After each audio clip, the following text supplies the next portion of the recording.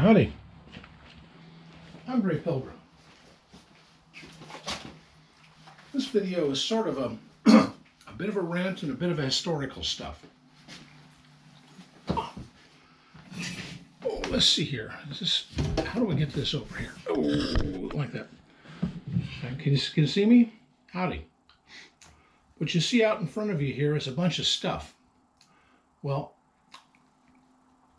when it comes to this discussion people keep having of a national divorce, remember we did that once before, about 160 years ago.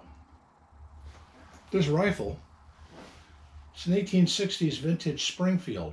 It's marked 1862, so it was made right in the thick of it. The South and the North were just going at it, hell-bent to live there. My own family. I had kin who came from Ohio, another kin who came from Missouri and Texas. Some of them hung out in Tennessee. Both sides of that war. And even to this day, 160 years later, at any family reunion, you got to remember which side of the family you're on before you open your mouth at a Thanksgiving dinner. Some wounds, they last. Well, what you're seeing in front of you are examples of weapons used in that war. I don't know if you can see it, but there's a Lamont over here. Let me get it over a little bit. That's a Lamont. That's a designed by a French doctor from New Orleans, and General Beauregard, Jeb Stuart, and a few others carried that one. This is an 1851 Colt. Why in 1851? Well, most of the boys who led the armies of the South and the North were graduates of West Point. Well, shoot. And the point is, West Point trained officers. And those officers had to make a choice between the federal union and their own home state. Now, Robert E. Lee was offered command of all forces in the North. And he turned down Lincoln because he says he's going to have to vote in favor of his own home Virginia. And he did, and he lost.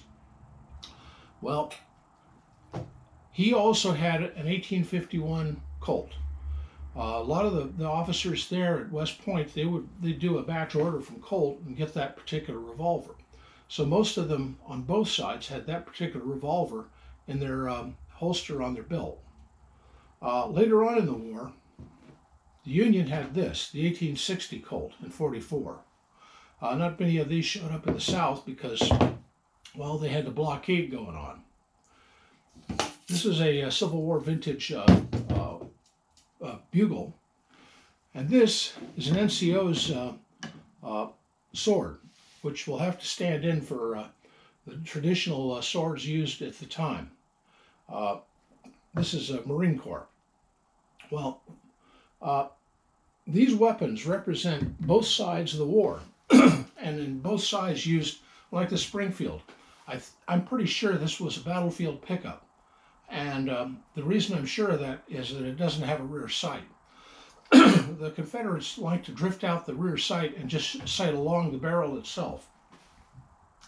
But this thing it's a beauty, and I've shot it once just to see, clean the heck out of it afterwards because it's an artifact. This is a piece of real history, American history.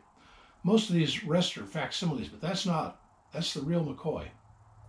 And anyway, just saying that the world we live in, we're talking about doing a national divorce again. The last time it was very, very bloody. Shiloh, Gettysburg, Chancellorsville, Manassas, so many bloody encounters. And I mean, to this day, more Americans died in the Civil War than any other war in American history. Why? Because you count both sides, because they're both sides American. And right now, there's a statue that was put up to honor the Confederate dead at Arlington Cemetery because by act of Congress, they were accorded the same honor as the Union dead. And that was an act of Congress. That was an act of union, of healing of this nation. And now some wokesters have decided that they need to tear that down, like they tore down everything from Jeb Stuart to Robert E. Lee. That's obscene. And that particular wound, the wound that was supposed to heal, when people talk about a national divorce today, they're not talking about it, an amicable divorce. I've been through 2 divorces myself, and the second one was almost amicable, but it was painful. A national divorce would not be amicable at all. Think what was her name, Amber Heard and Johnny Depp.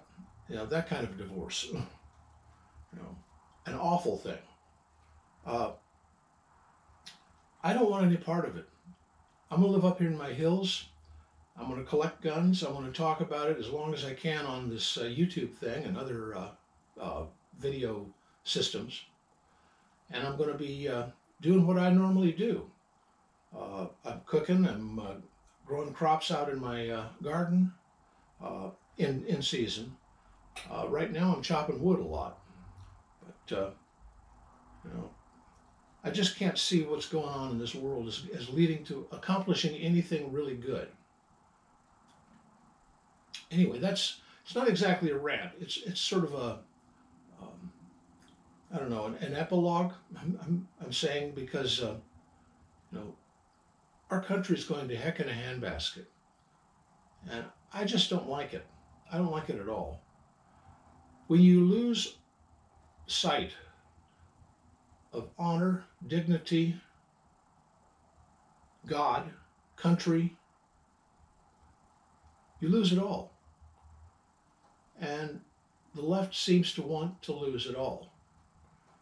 They want to start basically a communist insurrection in this country. And we seem to have a police state running everything. And I don't know. I don't know what the heck's going on. I just know people are getting thrown in jail for things they said. I think we sort of signed a constitution that had a Bill of Rights in it that guarantees the right to say whatever you damn well please.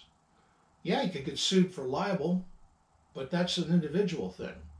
You can't get sued for saying something and then get charged on a Civil War insurrection charge. Especially with, well, look what they're doing with Trump. He was never charged, and yet they're denying him the basic civil right based on innuendo, hearsay, no evidence, and certainly no adjudicated decision. And they're doing it to anybody who thinks he's a pretty good guy. Well, I think he's a pretty good guy. So if you want to bust me for saying, I think Trump's a pretty good guy, well, I said it. So there. I don't know if the police state will allow that. If those bully boys will come around and say, come this way and let's take you off to some camp. It's coming to that. But before that hits, there'll be a reaction. I'm not young enough to take part in it or even to say one way or the other about it. I'm an old man. But I've seen a lot in my days and been a lot of places, done a lot of things. And one thing I do know is the heritage of my nation. And I know a lot more about it than most of these idiots who graduate from school these days. Hell, they don't even say the Pledge of Allegiance anymore. What the heck is going on? How many of them know the words to the Star-Spangled Banner? How many of them, actually believe that? Or here's a tip for you. Ask somebody if they know the second verse of the Star-Spangled Banner.